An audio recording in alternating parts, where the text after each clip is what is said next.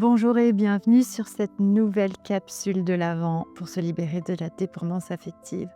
Alors aujourd'hui, nous allons entamer une petite série, une mini-série dans la série de trois capsules concernant les 5 blessures de Lise Bourbeau que moi j'utilise beaucoup comme grille de lecture. Non pas parce que je considère ça comme étant une vérité absolue. En fait, notre dépendance affective et les symptômes de difficultés dans notre vie trouvent leur source, en tout cas dans les schémas répétitifs, dans une multitude de causes potentielles.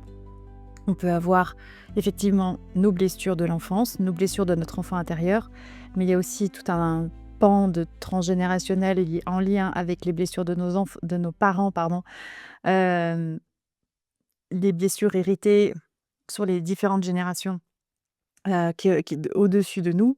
Il peut y avoir aussi, pour ceux qui y croient, tout ce qui peut être karmique et donc qui viendrait de nos vies antérieures.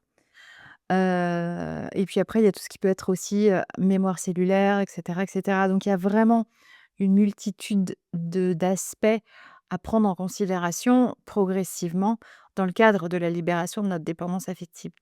Mais c'est vrai que, libérer nos blessures de l'âme, qui peuvent être la blessure d'abandon, la blessure de rejet, la blessure de trahison, la blessure d'injustice ou la blessure d'humiliation.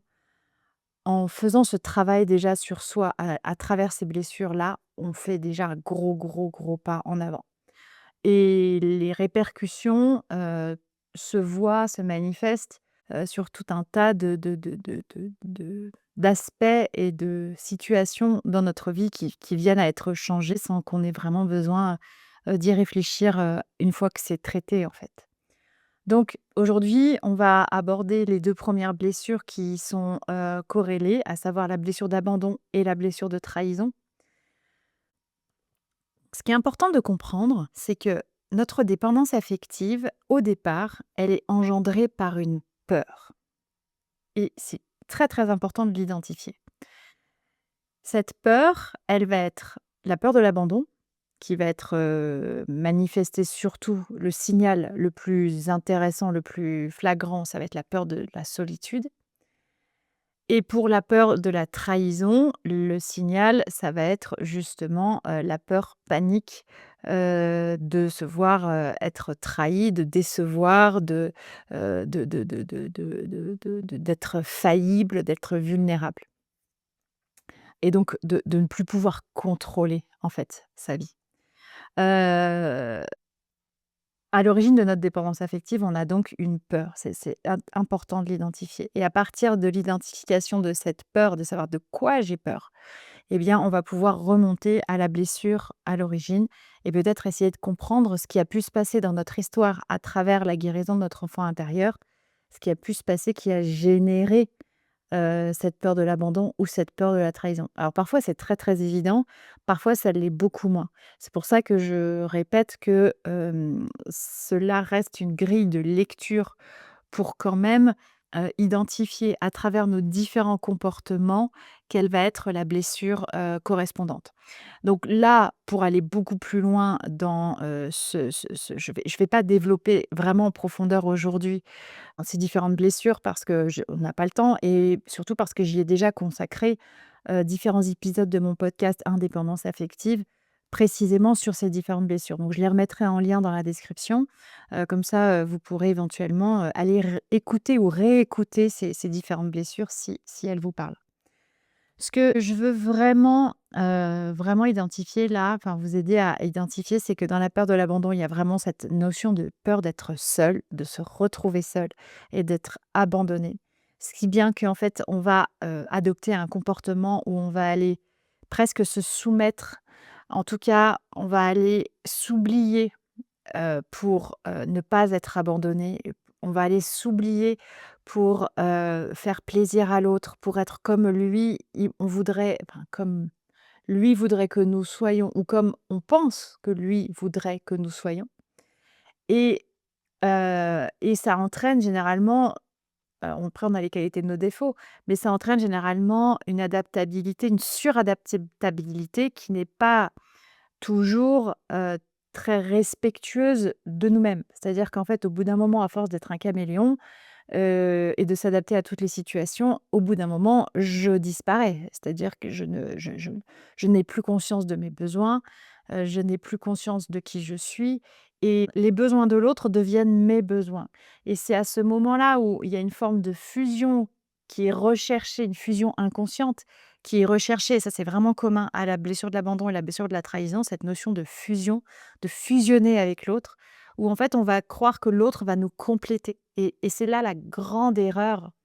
parce que ça engendre cette peur. Si potentiellement je défusionne, donc je me sépare ou l'autre me quitte, alors mon monde s'effondre parce que je me suis, entre guillemets, «aspirée» à travers lui ou à travers elle et donc là, forcément, si je n'existe qu'à travers l'autre, si l'autre s'en va, alors je n'existe plus. C'est là où il y a un effondrement total. Et la peur générée par, ce potentiel effondrement, c'est ce qui fait qu'on va mettre en place tout un tas de comportements où on va venir chercher l'autre, anticiper, contrôler, vraiment faire en sorte d'entrer dans un mode de survigilance pour prévoir et éventuellement, prévenir l'éloignement potentiel de l'autre. De façon à ne pas être seul, d'une part, ne pas être quitté d'autre part et du coup, garder le contrôle sur la relation, tellement j'ai peur que celle-ci s'arrête et donc c'est ça, en fait, la blessure d'abandon, la blessure de trahison, c'est que, heu, à force de donner et ben, on donne tout et on s'oublie dans le don de soi et il y a une confusion souvent avec la notion d'amour inconditionnel ou dans le don de soi total, dans le cadre de la dépendance affective. Il y a le besoin viscéral de l'autre. Dans l'amour inconditionnel, techniquement, je n'ai pas besoin de l'autre pour être heureux, pour être moi, pour vivre, pour survivre. C'est-à-dire que je l'aime inconditionnellement à tel point que je lui laisse sa liberté d'être avec qui il a envie d'être, en fait, ou elle a envie d'être. Et cette confusion dans la blessure d'abandon, la blessure de trahison, d'aimer inconditionnellement, elle est vraiment majeure parce que, justement, on a tellement donné, on s'est tellement, tellement investi, tellement engagé dans la relation pour faire en sorte qu'elle ne s'arrête pas, cette relation et en fait, on était plus amoureux de la relation que de l'autre et ça, je vous assure que c'est réel, que, et j'ai perdu mon fil. Que quand l'autre s'en va, on est dévasté, la relation s'arrête, on est dévasté, alors que dans une forme d'amour inconditionnel, l'autre s'en va, j'accepte. J'accepte pleinement avec le cœur qui reste ouvert sur le fait que la relation s'arrête. Et donc là, on est dans une relation sécure potentiellement, c'est comme je le rappelais, je l'ai déjà rappelé dans les précédentes capsules, l'amour sécure, c'est quand l'autre a la liberté, la faculté de pouvoir continuer de faire ce qu'il a envie de faire.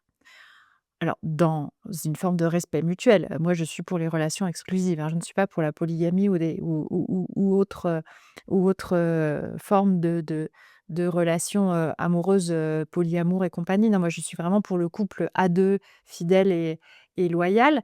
Mais si demain, mon compagnon quittait ma vie, j'en serais évidemment très triste, mais cette tristesse viendrait annoncer la fin de quelque chose et je sais que je n'aurai pas d'autre choix que d'accepter progressivement cet état de fait, tout en sans lui en vouloir, parce que j'accepterai, par amour finalement inconditionnel, mais c'est ça, c'est j'accepterai qu'il prenne sa liberté de faire ce qu'il a envie de faire, et pas à tout prix le garder quoi qu'il en coûte, quoi qu'il arrive, de peur que cette relation s'effondre. Voilà. Donc, là encore, je vous invite à réécouter potentiellement, les différents podcasts en lien avec, les blessures de trahison et d'abandon et demain, nous allons parler de la blessure de rejet et d'injustice qui sont, les autres faces de la même pièce qui est toujours cette peur en lien avec l'autre. N'oublie pas que tu es la personne la plus importante de ta vie. À demain.